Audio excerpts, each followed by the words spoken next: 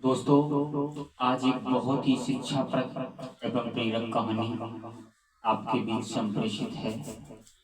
एक बार एक व्यक्ति ने किसी शिल्पकार को भगवान की मूर्ति बनाने के लिए कहा। तो शिल्पकार जंगल में गया और दो पत्थर के टुकड़े ले आया।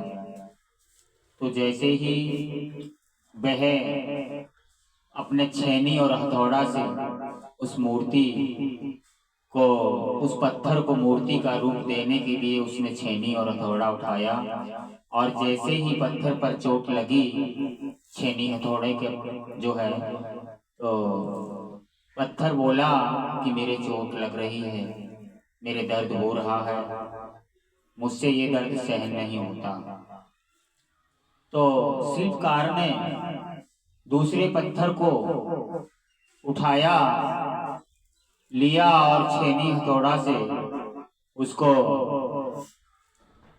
एक हफ्ते में करीब उसको मूर्ति का रूप दे दिया। वो चुपचाप चोट सहन करता रहा दूसरा पत्थर जो है। तो एक हफ्ते में लगभग भगवान की सुंदर मूर्ति तैयार हो गई। और जो वह व्यक्ति जिसने उसको ऑर्डर दिया था शिल्पकार को, मूर्ति एक हफ्ते बाद लेने आया, तो उसने जो है अच्छी कीमत में शिल्पकार ने उस मूर्ति को व्यक्ति को दे दिया। और जैसे ही वह मूर्ति ले जाने लगा तो उसने खाली पड़े पत्थर को कहा कि ये भी मुझे पत्थर दे दो। तो उसने वह पत्थर फ्री में, निःशुल्क में दे, पैसे नहीं लिए, फ्री में ही दे दिया। तो जब वो दोनों पत्थरों को यानी भगवान की मूर्ति को और उस पत्थर को दोनों को मंदिर ले गया, उसमें मंदिर में विराजमान कर दिया, भगवान बनी मूर्ति को मंदिर में विराजमान कर दिया, और जो खाली पत्थर था उसको उसके चरणों के नीचे रख दिया, भगवान की जो प्रतिमा बनी थी उसके सामने। और जो लोग आते उस मूर्ति पर तो फूल माला चढ़ाते, प्रसाद अगरबत्ती लगाते, उसकी पूजा करते, उसको नतमस्तक होते, और जो नीचे पत्थर पड़ा था उस पर नारियल फोड़ देते। तो वो मूर्ति, भगवान बनी मूर्ति, मुस्कुराने लगी और उस पत्थर से कहा कि देखा, अगर तू पहले ही इस चोट को सहन कर लेता तो आज बार बार तुझे पिटना नहीं पड़ता।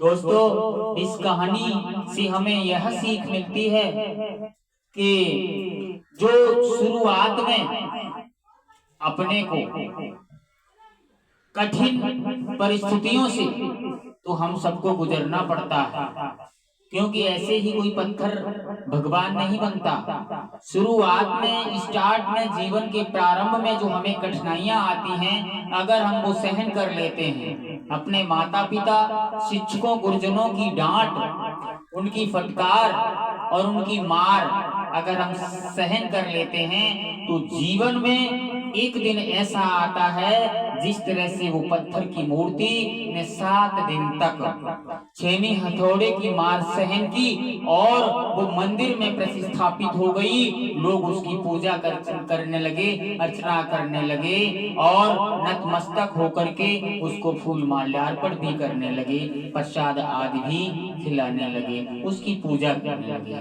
तो निश्चित रूप से जीवन की प्रारंभिक अवस्थाओं में जो कठिनाइयां हम सहन कर लेते हैं, अगर कोई भी व्यक्ति सहन कर लेता है तो एक न एक दिन महान अवश्य बनता है, सफलता की शिखरता का अवश्य पहुंचता है, सफलता उसके कदमों में नतमस्तक हो जाती है, और लोग उसे सल्यूट करते हैं, लोग उसको नतमस्तक होते हैं।